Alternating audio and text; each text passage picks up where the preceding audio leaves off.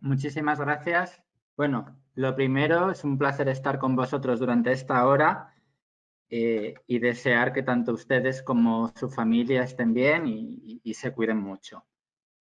El esquema de esta presentación va a ser la siguiente. Primero voy a hablar un poco de la evolución de la epidemia, del impacto económico que está teniendo y de las respuestas de políticas económicas que ha generado todo esto para poner un poco en contexto en la última parte, que es en la que quiero hacer especial énfasis esta vez, que es un poco fijarnos en las repercusiones de largo plazo, tanto para la economía como para los mercados financieros. Os quería también comentar que el día 25 doy otra webinar con un título muy parecido, Evolución económica global y la situación actual del COVID-19. Pero aquí sí que nos vamos, el enfoque es un poco distinto. Aquí sí que voy digamos, a priorizar el análisis del impacto a corto plazo en el 2020, de la crisis, de la posible recuperación en 2021, escenarios en las diferentes zonas, en Latinoamérica, en España, en el mundo, etcétera. Mientras que hoy, como os comento, sí que la idea es poner un poco más énfasis en otras cosas que nos están hablando tanto, el impacto en el largo plazo. Bueno, comenzando de la pandemia, lo único que quiero decir es que de momento, por desgracia, sigue sin estar bajo control. En este gráfico tenéis los nuevos casos que se detectan por millón de habitantes. Y bueno, lo que podéis ver, por ejemplo, si os fijáis en la línea roja, que es Europa, que después de China y de alguna zona de Asia fue la primera región en la que sufrió una primera ola importante. Y después lo que estamos viendo es que después de fuertes medidas de confinamiento que pasaron en Europa, hubo un descenso en el número de casos y, por desgracia, en las últimas semanas, especialmente en España, pero en general en toda Europa, está volviendo a haber un repunte, se puede decir una segunda ola. De momento, lo bueno es que sí que va asociado a menos muertes y también menos hospitalizaciones. Esto pues es porque también en la primera ola estuvo muy concentrado en gente de edad avanzada, donde el virus es mucho más letal. Ahora parece que está afectando más a gente joven, que son también en los tratamientos han mejorado, etcétera, pero indudablemente si aumentan los casos, pues el riesgo de colapso hospitalario y de momento de muertes tiene cierto lag, pero puede acabar ocurriendo. Si veis a Estados Unidos, hubo una primera ola un poco más tardía que Europa, muy fuerte, centrada en Nueva York, y luego lo que ha ocurrido es que las medidas de confinamiento no han sido homogéneas en todo el país, y mientras que, por ejemplo, en Nueva York sí que se controló la epidemia, en los estados del sur, desde Miami hasta Florida, pasando por Texas, etcétera, hubo un repunte muy fuerte de casos en julio, con lo cual más que hablar de primera ola, segunda ola es un caso un poco distinto. Afortunadamente, en las últimas semanas se está viendo un descenso en el número de casos, a pesar de que en Estados Unidos se está haciendo muchos test, con lo cual la situación está mejorando un poco. Pero, por ejemplo, si nos fijamos en la línea morada, que es Latinoamérica, pues la lectura es un poco la misma, pero bastante negativa, ¿no? En las últimas semanas ha mejorado un poco la situación en algunos países, Brasil, México, etcétera, pero desde el principio se empezó más lento, más poco a poco. Sabemos que la región tiene algunas ventajas en el sentido de que tiene una población más joven, de que el clima pues parece que puede ayudar, pero está siendo muy difícil contener la epidemia en Latinoamérica, ¿no? ¿Por qué es tan difícil contener esta epidemia? Bueno, pues hay digamos, varias peculiaridades que lo hacen que este sea un virus difícil de controlar. La primera es la capacidad de contagio. Sabemos que lo que se llama el R0, el número medio de personas a las que puede infectar cada persona que tiene el virus es bastante alto, es mucho más contagioso que la gripe. Entonces, el objetivo de las autoridades está siendo intentar reducir el número de contagios y para eso lo que hay que hacer es poner restricciones, como veremos. También es muy difícil controlar el virus porque hay muchos pacientes asintomáticos, ¿no? Lo mismo que hay gente que acaba muy grave por el virus, hay muchas personas que lo pasan incluso sin darse cuenta o con síntomas muy leves, y estas personas, al no tener síntomas, pues es mucho más difícil controlarlas, aislarlas, etcétera. Y por último, quizás la severidad. No es un virus muy letal, pero si es un virus lo suficientemente letal como con esos números tan altos de contagios, acabar generando pues, muchos problemas y sobre todo es un virus que cuando necesita de estancias hospitalarias o en la UCI suelen ser estancias muy largas, con lo cual si cada persona que está en la UCI o en los hospitales está por mucho tiempo, es más fácil que haya colapso porque se tarda mucho, está habiendo entradas en los hospitales, pero se tarda mucho en dar salidas, ¿no? Entonces, bueno, como os decía, al final el objetivo de las autoridades está siendo intentar reducir la curva de contagios, aplanar la curva de contagios. Si los contagios se producen de golpe, pues los hospitales se saturan y hay otro tipo de problemas, ¿no? No solo es los enfermos por COVID, sino que no se puede atender a otro tipo de enfermos, etcétera. Entonces, lo conveniente es aplanar la curva y en un primer momento, sobre todo, en muchos países, al reaccionar tarde, pues lo que se necesitó fue imponer medidas de confinamiento muy duras, que como os muestro aquí, digamos, las medidas de confinamiento duras lo que haces es aplanar la curva, pasar de la situación roja en nuevos casos a la situación azul, pero como veis abajo, tiene asociado un coste económico muy fuerte, ¿no? Una recesión. Con lo cual, pues esto también nos lleva a decir que una vez que la situación empieza a estar un poco controlada, lo ideal sería controlar la epidemia no tanto con confinamientos duros, sino gastando dinero en sistemas de rastreo, en hacer test, en rastreadores que controlen, y si hay que poner restricciones que no sean generales, sino una estrategia minimax, es decir, maximizar el control de la epidemia minimizando el coste económico, quizás limitando el contacto de ciertos grupos, poniendo diferentes horarios para la gente joven y mayor para, por ejemplo, ir al supermercado, etcétera, pero no tener que cerrar completamente ciertas actividades. Y un poco como curiosidad, os he dejado este link que podéis ver un índice que intenta recoger, comparar la severidad de las restricciones impuestas entre los diferentes países, ¿no? Que un solo dato nos intenta recoger todas las diferentes medidas que se han ido poniendo. Entonces, por ejemplo, aquí lo que vemos, simplemente es un poco a modo de curiosidad, es que China ha tenido mucho éxito, aunque no nos creemos sus datos, pero aún así ha tenido mucho éxito en contener la pandemia porque a fuertes medidas de rastreo, de test masivos, incluso con medidas tecnológicas, ¿no? para intentar controlar mejor la epidemia, esto le ha unido un fuerte control de los movimientos de la población, que son estas restricciones que cuanto más oscuras, pues más fuertes son. Algunos países de Asia, como Japón, Corea, han tenido éxito relativo, no tanto como China, pero bastante éxito en contener la pandemia, especialmente a través de estas medidas de test masivos y de rastreo de la población. Mientras que otros, España, Italia, generalmente Europa, se reaccionó tarde, con lo cual sí que hubo que imponer medidas muy fuertes de confinamiento. Y si veis Latinoamérica, pues también lo mismo. Podéis ver que ha habido países más reacios, Estados Unidos por un lado y por otro Latinoamérica, por ejemplo, México y Brasil han sido más reacios a imponer medidas de confinamiento duras, pero han tenido que ponerlas y que donde sí que se pusieron desde el principio, Colombia, Argentina, etcétera, Perú, realmente no las han podido levantar, ¿no? La verdad que en Latinoamérica pues tiene, como decía antes, la ventaja de una población más joven, pero también tiene el inconveniente de que hay menos porcentaje de población que puede teletrabajar, hay más empleo informal, etcétera, con lo cual hace mucho más difícil controlar estos movimientos y que sean efectivos, ¿no?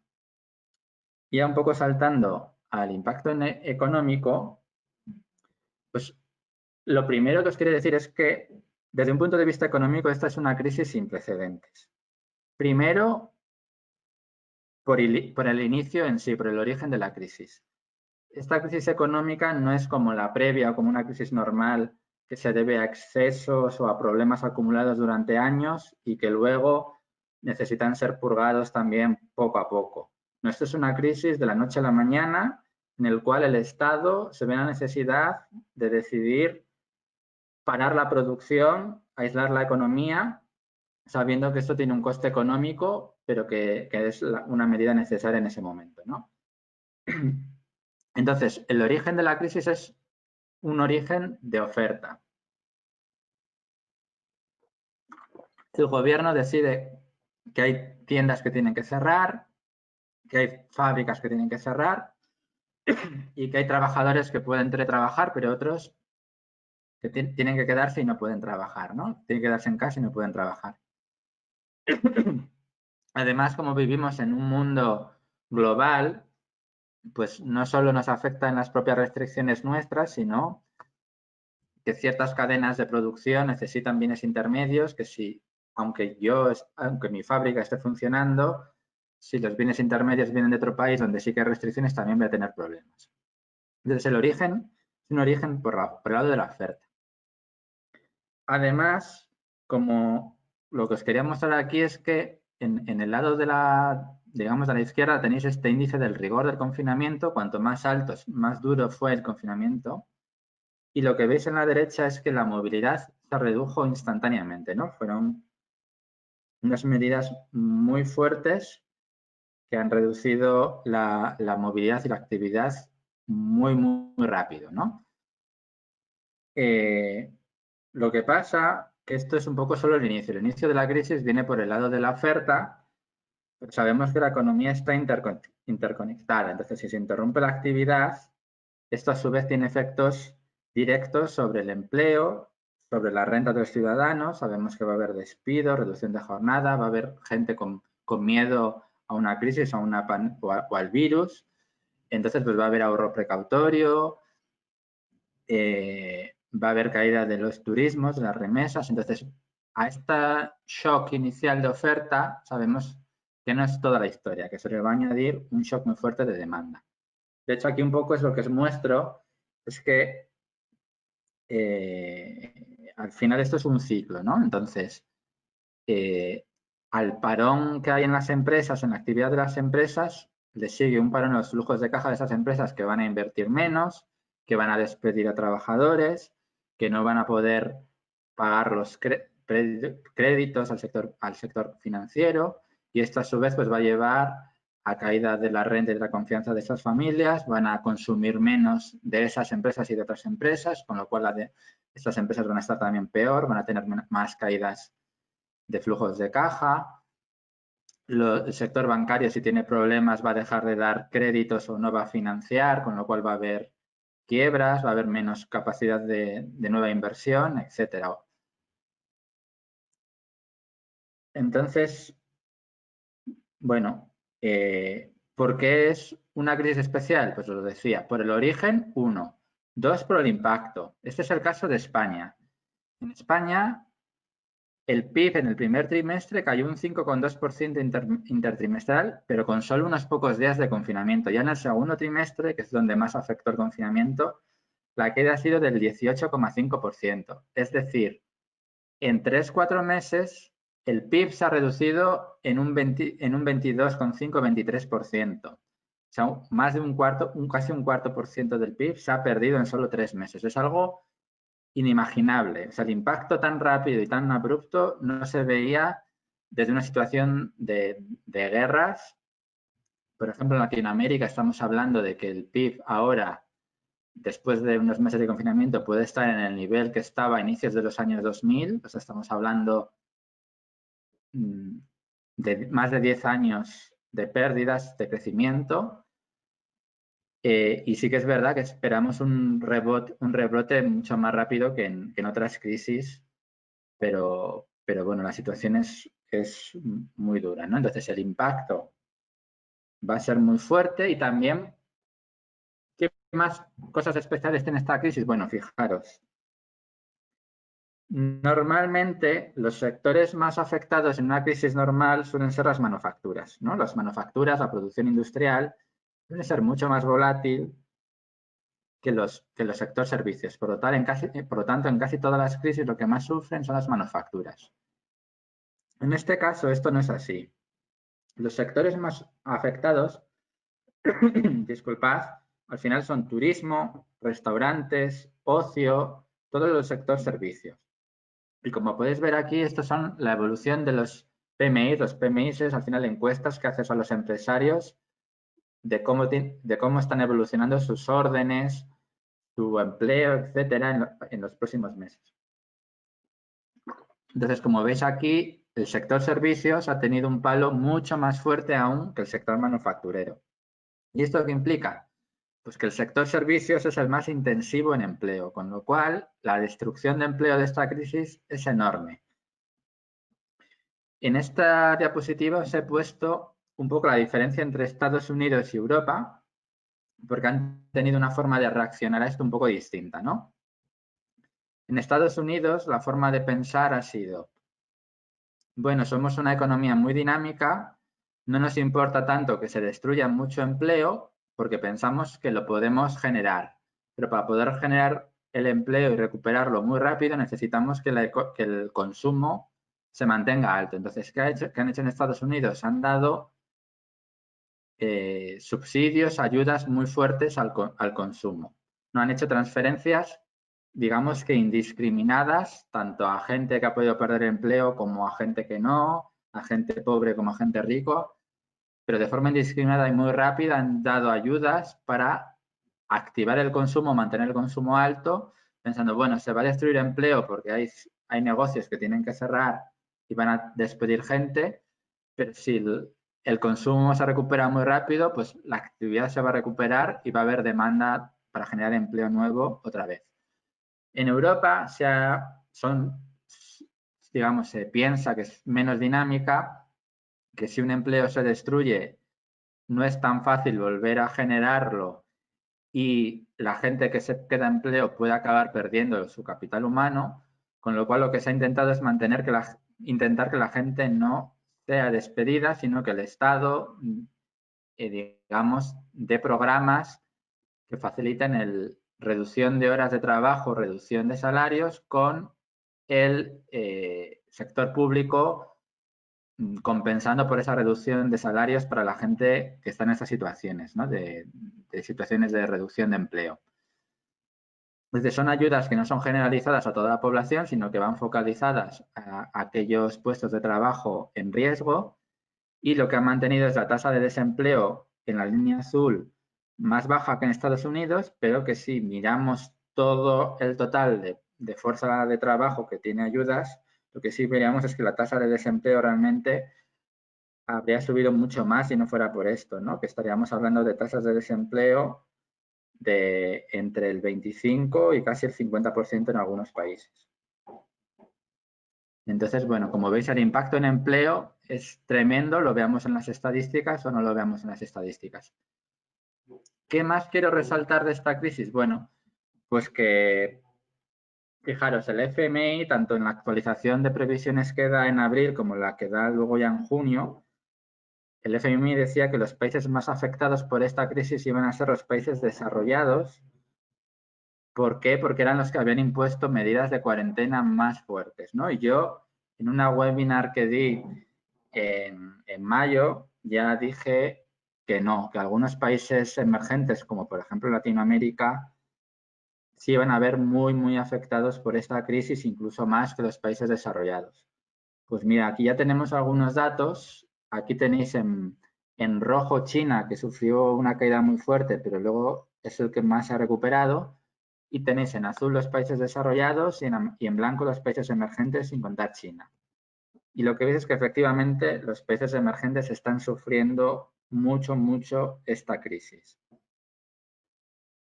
¿Por qué ha pasado esto y por qué en mayo yo decía que que Latinoamérica, por ejemplo, iba a sufrir mucho? Bueno, por un lado, en un primer momento, Latinoamérica, por ejemplo, sufrió una tormenta perfecta. Sufrió el coronavirus, quizás en ese momento todavía menos que algunos países desarrollados, como decía el FMI, pero sufrió otros problemas muy fuertes, ¿no? La fuerte salida de capitales, la depreciación de sus monedas, dificultades para financiarse, caída de las materias primas, que es muy importante para la región, ¿no? Entonces sufrió una serie de shock más allá que otros países desarrollados, ¿no?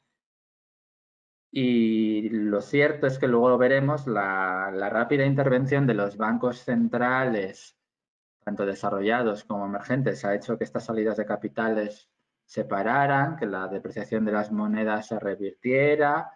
Todos estos problemas iniciales pues parece que han quedado atrás o al menos han atenuado mucho. Pero también, bueno, como vemos aquí en este siguiente gráfico, os quiero mostrar el impacto de la crisis y su recuperación realmente es muy diferente por países y no solo, como dice el FMI, depende de su confinamiento. Hay varios factores que dependen. ¿Por qué comparo aquí Estados Unidos, España y Brasil? Bueno, un poco como tres ejemplos distintos. En España que vemos un confinamiento muy fuerte, efectivamente una caída inicial muy fuerte. En cuanto el confinamiento se levanta, lo que vemos es que hay una recuperación bastante rápida. En parte, esta recuperación tan rápida es un poco falsa porque tenéis que tener en cuenta que si durante 2 o 3 meses hay muchos productos que no se han podido consumir, hay como una demanda embalsada que al principio puede hacer que sobreestimes la recuperación, ¿no? Pero luego lo que se ve es que efectivamente la recuperación se para y que, pues, por ejemplo, España, si lo comparamos con Alemania, aunque el confinamiento pueda ser parecido, el impacto de la crisis es mucho mayor por la composición sectorial. Si tú dependes mucho más del sector turístico, si tienes mucho más porcentaje de pequeñas empresas que son más vulnerables que las grandes empresas, si tienes un mercado laboral más frágil, con más problemas, como por ejemplo, pues mayor temporalidad, mayor trabajo a tiempo parcial, etcétera, o trabajo precario, pues vas a sufrir mucho más la crisis que otros países como Alemania. ¿Qué pasa, por ejemplo, comparando Estados Unidos con Brasil? Bueno, pues lo que podéis ver es que con restricciones parecidas, el impacto en Estados Unidos es mucho menor que en Brasil. ¿Por qué? Por los estímulos que un país puede aplicar respecto al otro, ¿no? El impacto de la crisis puede ser parecido, pero Estados Unidos tiene mucha más capacidad para aplicar estímulos que lo puede compensar en cierta parte el efecto negativo, ¿no? Entonces, Latinoamérica, volviendo a la diapositiva anterior, se va a ver muy fuertemente afectada porque tienen menos margen de políticas y porque la composición de su mercado de trabajo, de sus empresas, pues hay mucha empresa pequeña, mucho trabajo en lo que no se puede trabajar, etcétera. Por ejemplo, Centroamérica es muy dependiente del turismo, de las remesas, etcétera, ¿no? Entonces vemos que la composición sectorial y el margen de políticas va a impactar muchísimo en la recuperación y que por desgracia pues España y Latinoamérica son dos de las regiones más afectadas. De la respuesta de políticas, realmente tampoco tengo mucho más que decir que lo que ya hemos dicho. La economía está toda interconectada. Al haber un parón en la producción, ya hemos mostrado cómo esto acarrea problemas de despidos, problemas del sector financiero, la menor confianza de las familias y la queda en la renta cuando son despedidos va a provocar menos consumo.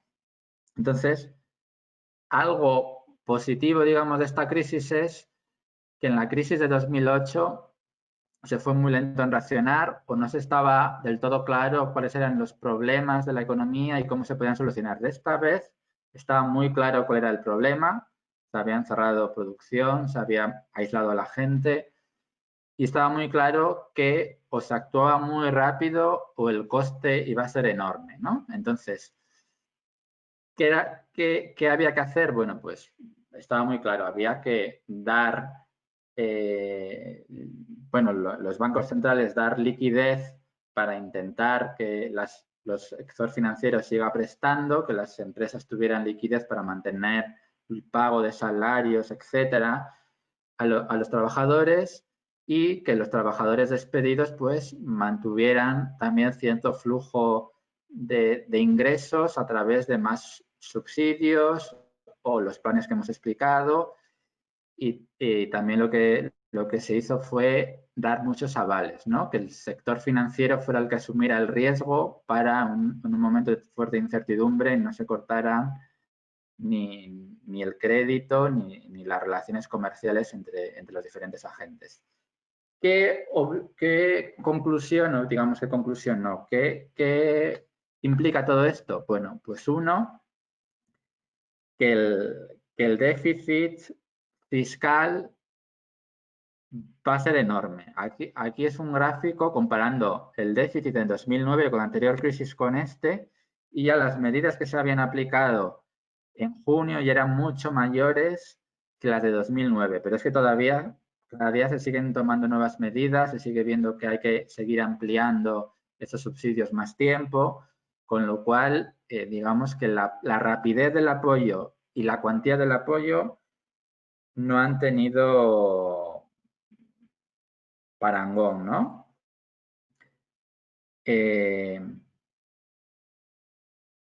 al mismo tiempo, como os decía, pues vemos que la magnitud de estas políticas en los países desarrollados ha podido ser mucho más grande que en los países emergentes, con lo cual, pues bueno, el apoyo para los países emergentes está siendo menor.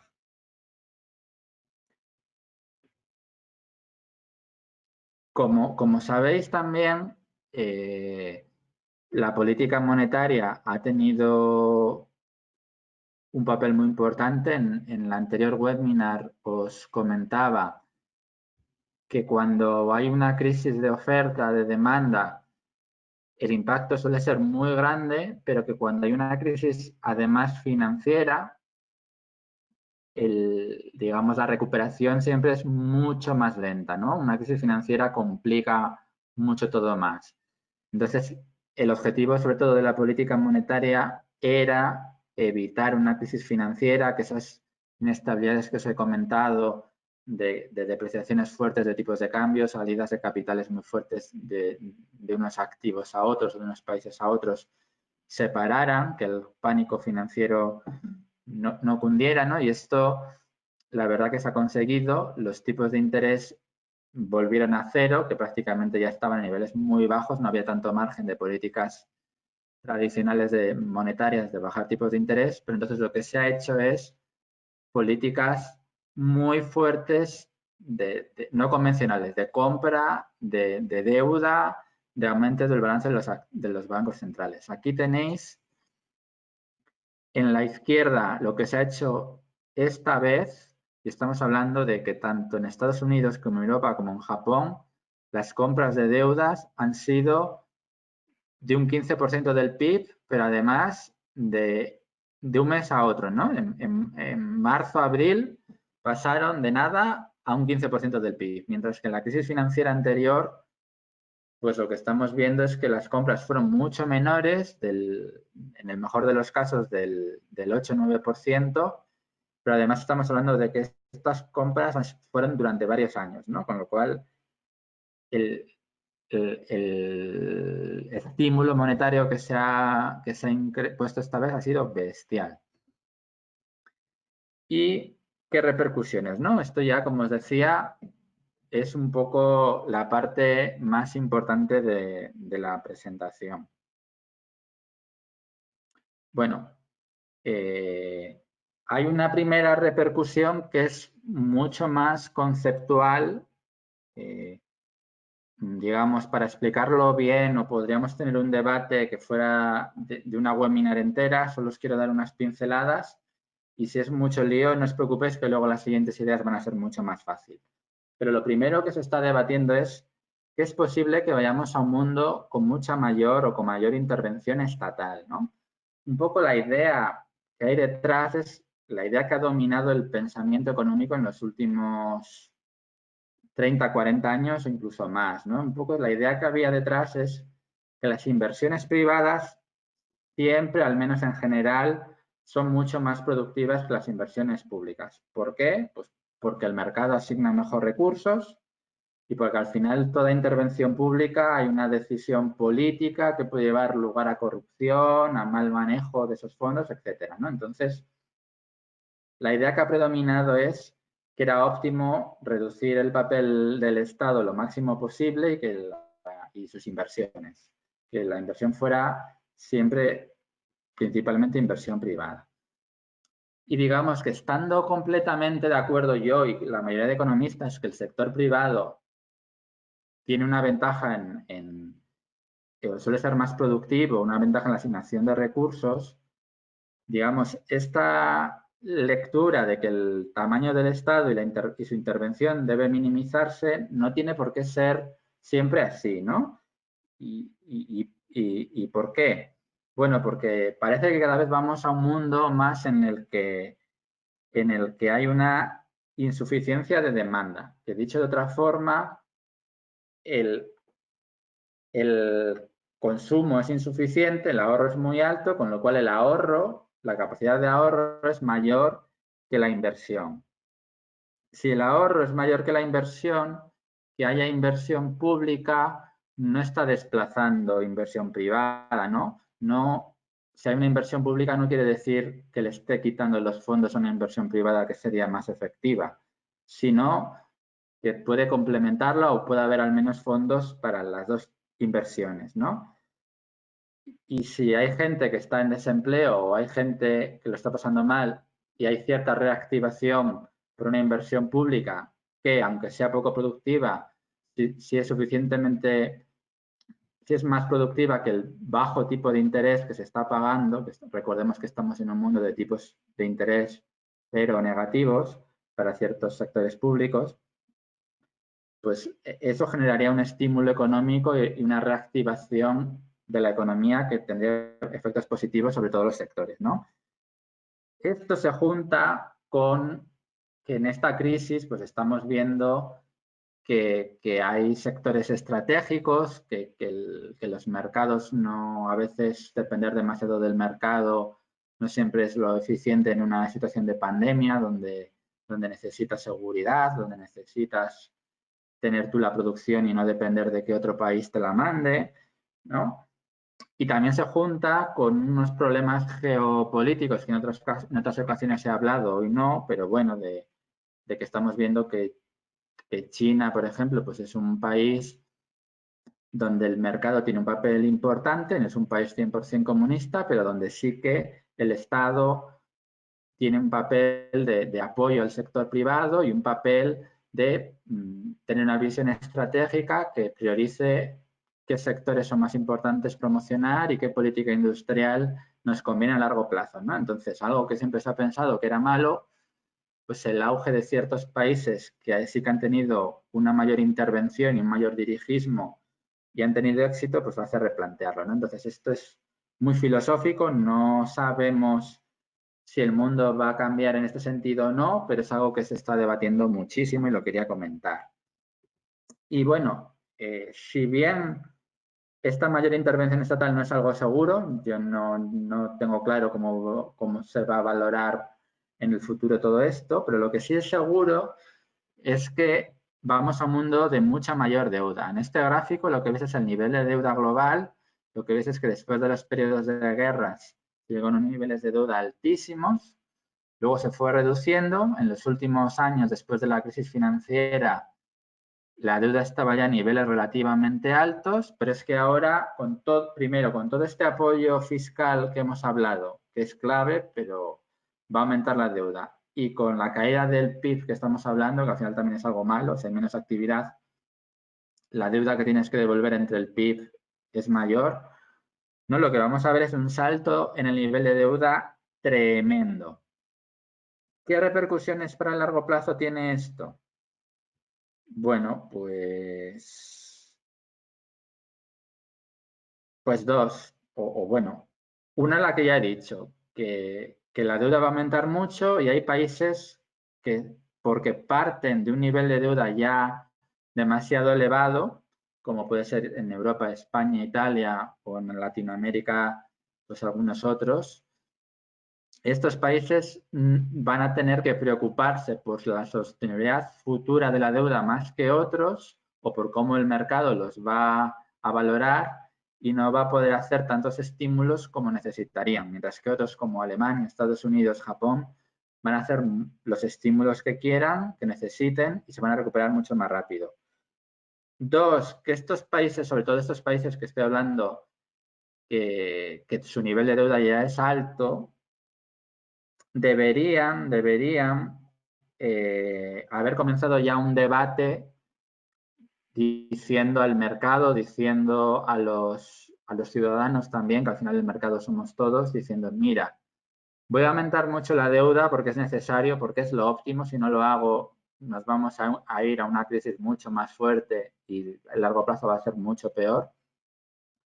Pero aunque voy a aumentar mucho la deuda a corto plazo, todo lo que haga falta, estoy comprometido a medio plazo con hacer los sacrificios que hagan falta.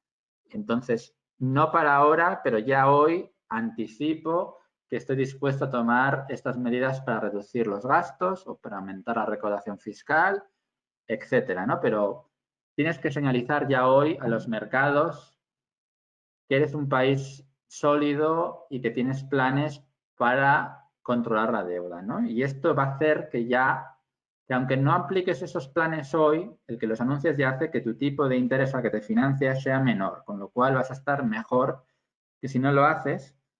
Y por desgracia no estoy viendo mucho debate de este tipo, ¿no? En general se está eludiendo hablar de quién va a encarar estos mayores impuestos o va a tener que soportar esta caída del gasto en el largo plazo, porque esto, claro, lleva a que haya gente que vaya a estar peor, ¿no? Pero a nivel país es necesario.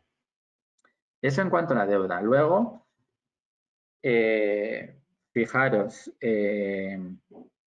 este contexto de alta deuda pública ya sabemos que va a llevar a unas políticas monetarias más expansivas y por más tiempo, ¿no? Que los bancos centrales van a tener que hacer más compras de deuda pública para mantener los costes de financiación bajos, etcétera. Entonces, en la webinar de mayo yo puse ya este gráfico que os decía, fijaros, esta crisis va a tener un impacto muy fuerte tanto en la economía real como en los mercados financieros. Y cuando llegue la recuperación de la economía real, probablemente va a ser una recuperación parcial y siempre no se va a recuperar el nivel previo, ¿no? Va a haber una pérdida permanente en el nivel de actividad respecto a si no hubiera habido esta crisis.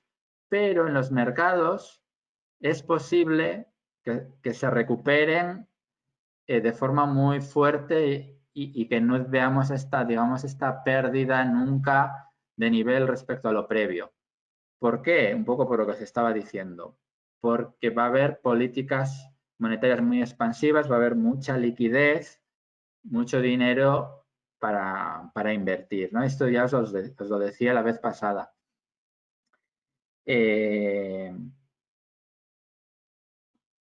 ¿Por qué, digamos, por qué el precio de los activos financieros debería recuperarse? Bueno, pues hay una parte, digamos, que es por fundamentos o que tiene más sentido económico.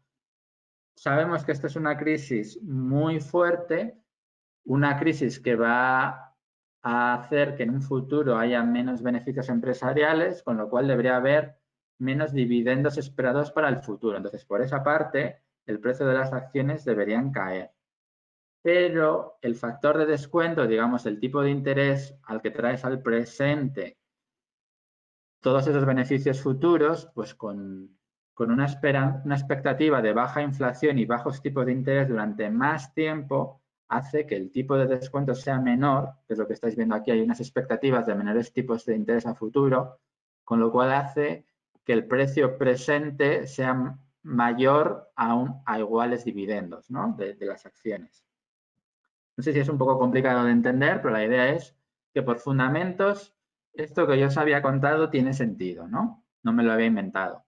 Pero también es verdad que estas compras masivas, estas inyecciones masivas de liquidez, por ejemplo, lo que hacen es que los bancos centrales compran deuda de activos seguros, de los bonos del Estado, bajan tanto estos rendimientos que la gente que quiere invertir, a no ser que tenga el dinero en el colchón, va a invertir en otros activos más arriesgados, pero que son los únicos que están dando cierto rendimiento, ¿no? Entonces, al final lo que haces es que acabas bajando todos los tipos de interés, pero también generando burbujas, ¿no? Que la gente invierta y valore los activos por encima de sus fundamentos.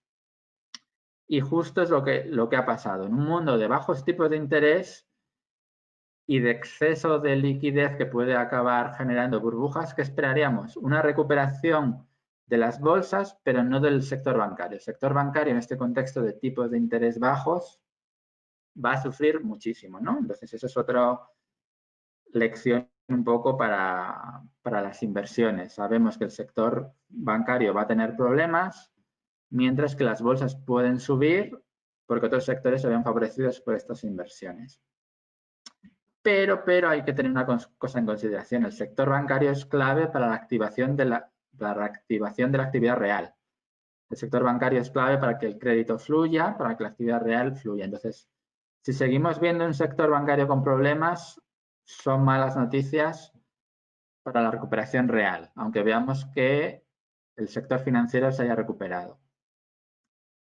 Lo otro que os decía, ligado con todo lo que os he explicado, fijaros, esta es la recuperación de las bolsas más rápida en todas las crisis de la historia, además con mucha diferencia. Aquí, en el gráfico de la izquierda, tenéis en negro la recuperación en el COVID, el número de días desde que cayó la bolsa y hasta que se recuperó, comparado con otras crisis que llevó años recuperarse. Aquí estamos hablando de que en 2 meses, 3 meses, se ha recuperado todo. Entonces, esta recuperación a mí me parece excesiva, sobre todo si vemos en el gráfico de la derecha la evolución del Standard & Poor's de la bolsa americana, que es la que más ha recuperado, se ha dicho,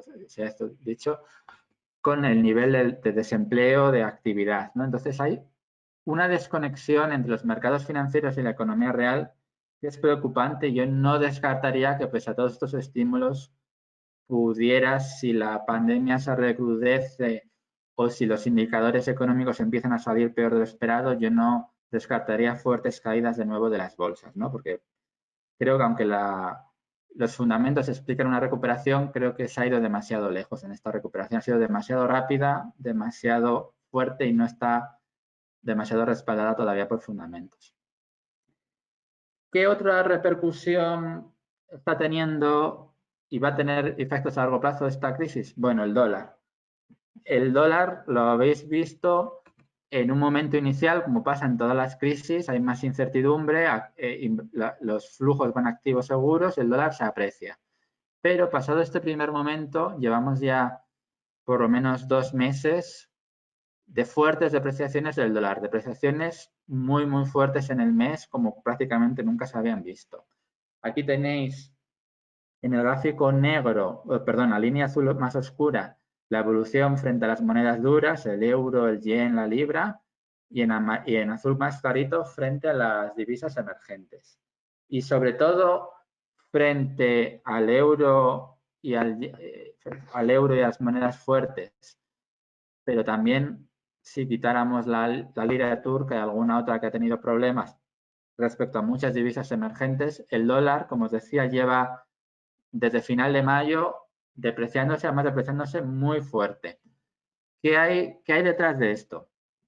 Yo la forma más fácil de contaros los que se me ha ocurrido es esto. Fijaros, Estados Unidos tiene un fuerte déficit fiscal, un fuerte déficit además exterior de la balanza comercial.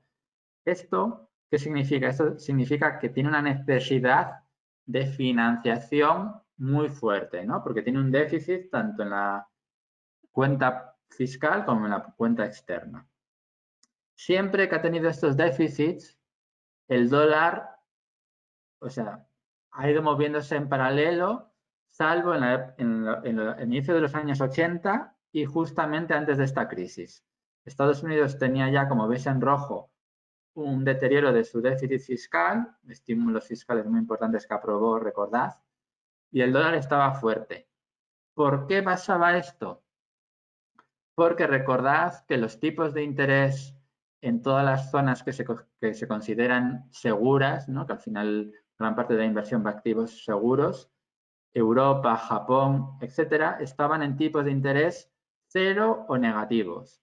Mientras que en Estados Unidos estaban en niveles bajos, pero no estaban en niveles ceros. De hecho, Estados Unidos había empezado a subir los tipos de interés y este diferencial de tipos de interés hacía que casi todos los flujos de inversión que buscan activos seguros fueran a Estados Unidos.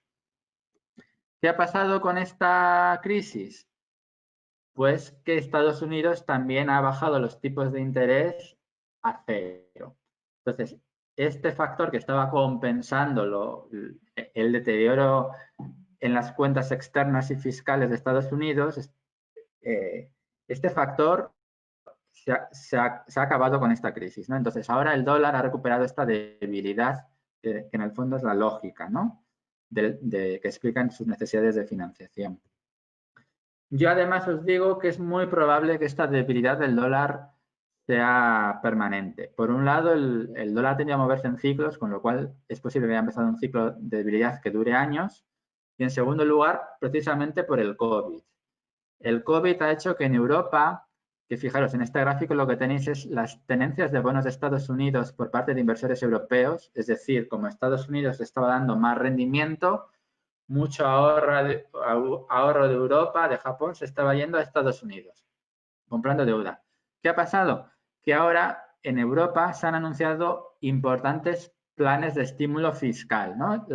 Se van a hacer grandes planes de inversión dentro de Europa, con lo cual el ahorro de Europa se va a quedar en Europa.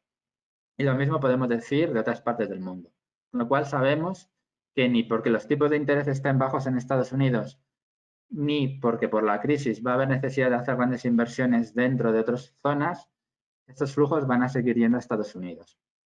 ¿Qué implicación tiene todo esto? Bueno, pues aquí tenéis en rojo periodos de dólar fuerte y en azul periodos de dólar débil. Entonces, si nos quedamos con los periodos desde 1972 de dólar débil, vemos abajo, teniendo solo en cuenta estos periodos azul, que cuando el dólar ha estado débil, las inversiones que más rendimiento han dado han sido los mercados emergentes, ¿no? Con lo cual, muy buenas noticias para Latinoamérica. Si el dólar se debilita, vamos a ver mejoras de flujos de capitales emergentes, vamos a ver bolsas emergentes mejorando, vamos a ver materias primas, y como sabéis, las materias primas están denominadas en dólares. Cuando el dólar se abarata, sale más barato comprar esa misma materia prima en dólares en el resto de monedas, ¿no? Entonces podemos ver recuperación de materias primas, recuperación de emergentes, ambos dos se ayudan mutuamente.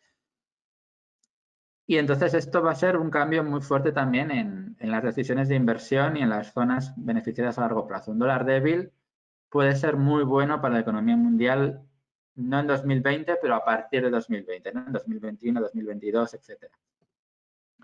Último cambio en el mundo que os quería contar. Bueno, llevamos muchos años donde la inflación ha sido demasiado baja, más baja incluso que los objetivos de los bancos centrales, y un gran motivo detrás de esto es la globalización. La globalización ha movido la producción a sitios de bajos costes, ha generado, digamos, que ganen peso zonas como China, otros emergentes, donde la producción de bienes es mayor que su consumo, con lo cual hay un exceso de producción, con lo cual hay presiones deflacionistas. Bueno, hay muchas formas de verlo, pero el COVID nos puede llevar, como sabéis, lo hemos hablado otras veces, a una cierta desglobalización, a una mayor regionalización, y si esto pasa puede hacer que al priorizar seguridad versus costes, al traer cierta producción de países de bajos costes a países de más costes, la inflación suba. Más motivos para que la inflación quizás pueda subir, fijaros. Esto es la diferencia entre guerras y pandemias. Tendemos a decir que esta pandemia es lo único parecido que hemos vivido son las guerras, la Segunda Guerra Mundial, las grandes guerras.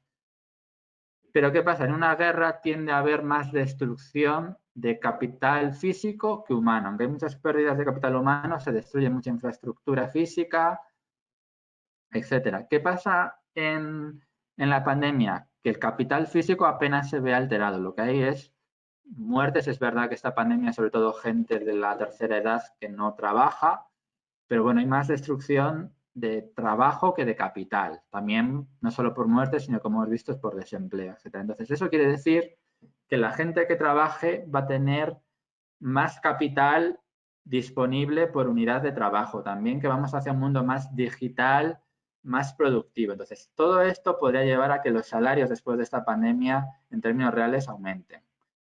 Y el último razón es la demografía. Digamos, el mercado está descontando una inflación muy reducida, la demografía ha ayudado a esta inflación muy reducida porque la gente joven es la que más digamos, tiene menos ingresos, con lo cual consume una gran parte de estos ingresos, con lo cual nos lleva a un mundo de mucho consumo, bajo ahorro. Cuando empieza a aumentar la cantidad, el mundo, lo que más abunda es gente de mediana edad. La gente de mediana edad es lo contrario, es gente que ya tiene ingresos más altos, pero que quiere ahorrar para sus hijos, quiere ahorrar para cuando se jubile, para etcétera. Entonces es gente que una gran propensión al ahorro.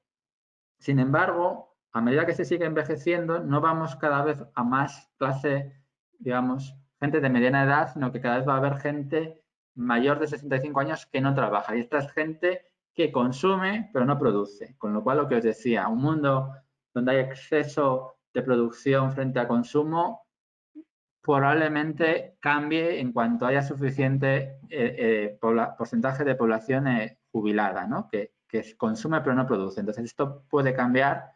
Entonces, las inversiones están descontando baja inflación, están descontando muchos problemas, pero el futuro, con un dólar débil y con vuelta a inflación, puede ser mejor. Y ya lo último es que además los bancos centrales están cambiando. No sé si lo habéis seguido mucho, pero esta semana la FED ha dicho, voy a cambiar completamente cómo veo el mundo, cómo voy a operar. Hasta ahora decía que tengo un objetivo de inflación del 2%, es un objetivo simétrico. Me preocupa tanto que la inflación esté por debajo del 2 como que esté por encima del 2. Si veo que la inflación sube, automáticamente subo tipos de interés. Si el mercado de trabajo veo que hay demasiado, que el desempleo baja, automáticamente subo de interés porque tengo en la idea que si hay demasiado empleo, tarde o temprano se genera inflación y me preocupa la inflación. Esta semana ha habido un cambio radical. La FED, el Banco de Estados Unidos, ha dicho, llevamos muchos años con inflación debajo de cero, con lo cual voy a tener un objetivo simétrico. Si quiero una inflación promedio del 2%, y si llevo tiempo con inflación por debajo de cero, no tengo problema en permitir una inflación por encima del 2%, no voy a subir tipos por eso. Y también dice, no estoy viendo tan claro la curva de Phillips. La curva de Phillips es que si hay poco empleo, suba la inflación automáticamente. Ya no estamos viendo esto, con lo cual yo antes, aunque no veía todavía inflación, si bajaba el desempleo, ya subía tipos porque anticipaba que la inflación iba a subir. Ahora voy a ser más prudente. No voy a subir los tipos de interés aunque vea el empleo recuperarse. Voy a esperar a ver la inflación sostenidamente muy por encima del 2%. Conclusión, los bancos centrales están reconociendo que el mundo ha cambiado, que la globalización ha cambiado el mundo y que van a mantener tipos de interés mucho más tipo en cero porque no les preocupa tanto la inflación, ¿no? Entonces, esto es un cambio brutal para largo plazo y simplemente un poco este es el resumen, ¿no?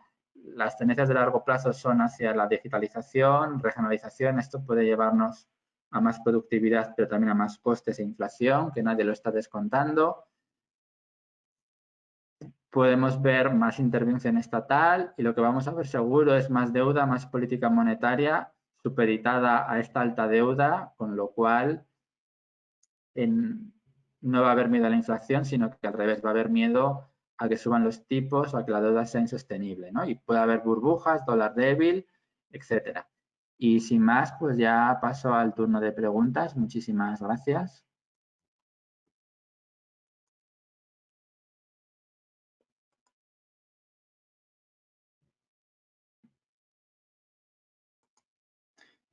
A ver, disculpad, voy a empezar a ver las preguntas.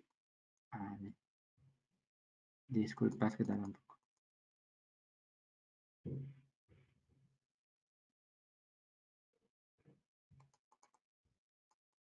Bueno, veo muchas preguntas de Joaquín, a ver si los demás también se animan. A ver, estoy intentando ir a la primera pregunta de Joaquín y no llego, ¿eh? A ver, bueno, voy a empezar.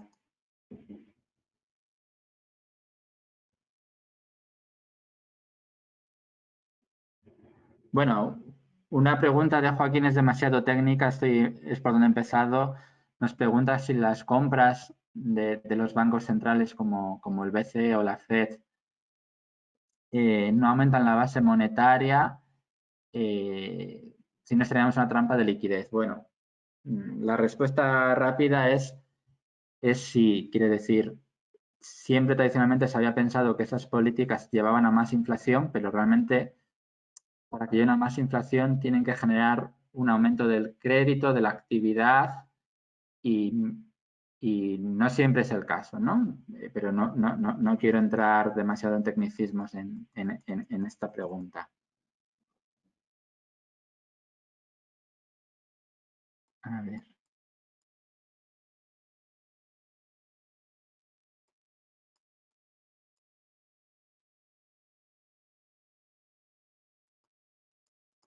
Bueno, pregunta también Joaquín que si los países no alineados como Rusia o China con algún concierto económico saldrán antes de la crisis. No lo creo, no por los motivos que dices. A ver, China, Rusia también son países más intervencionistas, como se explicaba, está habiendo un cambio un poco en la paradigma, en la forma de pensar. El intervencionismo ya no se ve tan negativo, pero aunque el intervencionismo puede ser necesario para salir del corto plazo de la crisis o para tener estrategias de largo plazo de desarrollo en ciertos países emergentes, pero para los países desarrollados sobre todo, o para países como China, donde ya tiene un nivel de inversión muy alto, esto también tiene unos peligros, ¿no? Entonces, el corto plazo puede ser más optimista, pero el largo plazo no tanto. A ver.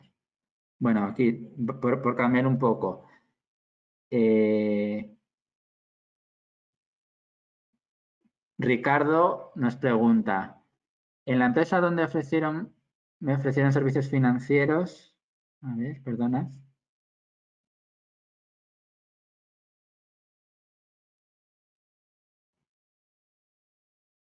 Vale, disculpad, es que estoy leyendo las preguntas un poco difícil, le restan pequeñito. Juan Reyes, por ejemplo, nos pregunta cuál es el pronóstico para el mercado de bienes raíces, si deberían de subir o bajar los precios. Bueno, fijaros, esto os he contado que es una crisis que empieza por el lado de la oferta, pero que realmente el impacto más grande al final va a ser la demanda, la caída de renta, de confianza. Entonces, en la medida en que hay muchas personas que van a ver sus ingresos dañados, su confianza, el impacto general va a ser de caída de precios. Por ejemplo, el caso de España, en la anterior crisis, el sector de la construcción era un sector donde había habido muchos excesos sobre oferta, entonces el ajuste fue enorme, como muchos sabréis. Ahora mismo el origen de la crisis no está en este sector, con lo cual los precios deberían tender más bien a caer por problemas de la demanda, pero no hay un problema grave de oferta, con lo cual tipos bajos deberían ayudar a que la inversión inmobiliaria sea interesante para ciertos inversores y luego la demanda, aunque neto se va a destruir, lo que va a haber también es cambio en la demanda. Va a haber gente que va a empezar a demandar con el teletrabajo, con los confinamientos, pues vivienda quizás no tanto en el centro de las ciudades, cerca del trabajo, sino vivienda con terraza, con jardines, o más barata, pero que esté más lejos. Entonces, lo que va a haber es cambios en la demanda. Va a haber viviendas que van a bajar de precio y otras no, pero no va a haber una gran bajada. Bueno, Minor nos pregunta la perspectiva para el turismo. Pues el turismo, por desgracia, va a ser el sector claramente más afectado. Por ejemplo, en España lo hemos debatido mucho. Se intentó salvar la campaña turística de julio. Realmente no se ha conseguido porque estaba claro que era muy difícil. El turismo internacional ha caído en un 75% en julio. El turismo local en cierta parte puede compensar algo, pero no todo. Y lo que pasa es que ese intento de apertura para no perder el verano, lo que ha hecho es que en agosto va a ser aún peor, ¿no? En agosto, con el rebrote del COVID, el turismo ha sido mucho menor, con lo cual el impacto a corto plazo del turismo por movilidad es el sector más afectado, muy mal. Al medio plazo también mal. O sea, no creo que a largo plazo vamos a decir no quiero viajar, al revés, mucha gente en cuanto esto acabe lo primero que va a querer es volver a viajar y, y respirar aire fresco, etcétera, pero va a ser un sector que claramente va a tener efectos a medio plazo también, va a tener que readaptarse y vender seguridad, vender otro tipo de turismo, etcétera.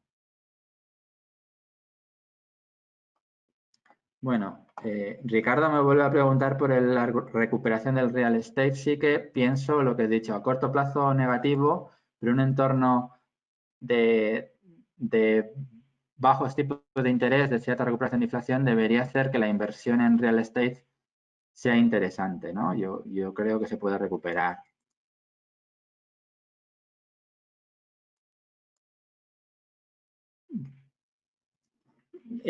Marco pregunta, si mañana se acaba la pandemia, ¿cuánto tiempo llevará a países como México recuperar su economía? Pues la respuesta es que bastante, por desgracia. Fijaros, para que se acabe la pandemia, lo que hace falta es que haya una vacuna, un tratamiento razonable, pero incluso en ese contexto no está tan claro que la pandemia, o sea, que el impacto económico se vaya a acabar de la noche a la mañana. Las vacunas en un primer momento no van a ser 100% fiables, no se lo va a poner el 100% de las personas, ni van a estar disponibles para el 100% de las personas. Entonces, no se va a acabar con la pandemia de la noche a la mañana. Y aunque se acabara, como os decía, pues van a quedar secuelas que las crisis son oportunidades. Hemos visto que esto va a cambiar el mundo y algunos cambios pueden ser a positivo para largo plazo, pero para el corto plazo, todos estos cambios quieren decir que va a haber más desempleo, que va a haber más problemas y sobre todo, especialmente en aquellos países como México o España que dependen mucho de algunos sectores muy vulnerables, como el turismo, como pequeñas empresas, donde no le va a quedar más remedio que destruir, que desemplear y perder capital humano, etcétera.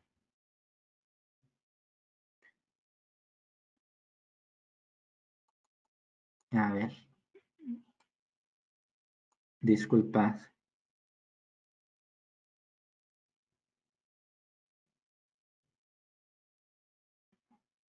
Bueno, José nos comenta si sería conveniente invertir en oro o plata. Eh, realmente, como sabéis, en periodos de fuerte incertidumbre, la inversión en oro siempre es muy fuerte. El oro ha estado en máximos durante la crisis, con lo cual yo creo que ya es un poco tarde. Esperemos que las perspectivas no se deterioren mucho más y si no se deterioran mucho más, no sería ya interesante invertir ahora. Marlon nos hace una pregunta muy interesante. ¿Qué tipo de presión sobre la economía pueden ejercer los acreedores privados de la deuda externa, etcétera? Bueno, fijaros, el Banco Mundial y demás organismos internacionales está haciendo un esfuerzo muy fuerte por reconocer que hay que ayudar a los países emergentes, que hay que hacer ciertas condenaciones de deuda o ayudar a refinanciar al menos la deuda. Yo creo que esto lo tenemos todos claros. También las noticias que llegan de Argentina en su reestructuración, etcétera, son relativamente positivas.